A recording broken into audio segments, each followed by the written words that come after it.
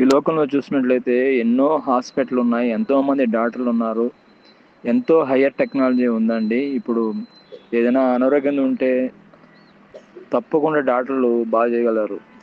కానీ ప్రాణం పోతే మాత్రము వాళ్ళు ఏం చేయలేరండి.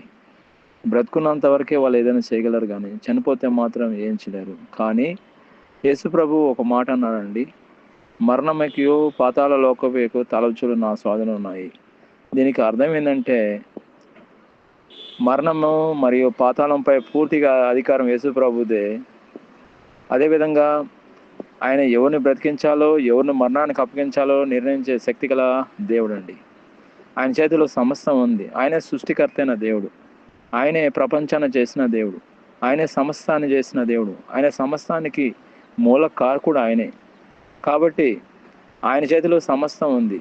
మరణించినప్పటికీ దేవునికి మనం ఎప్పుడైతే ప్రార్థన చేస్తామో దేవుడు తప్పకుండా మరణం నుంచి జీవంలోకి తీసుకురాగలడు. దేవుడు ఈ వాక్యం దీవించిన గాక.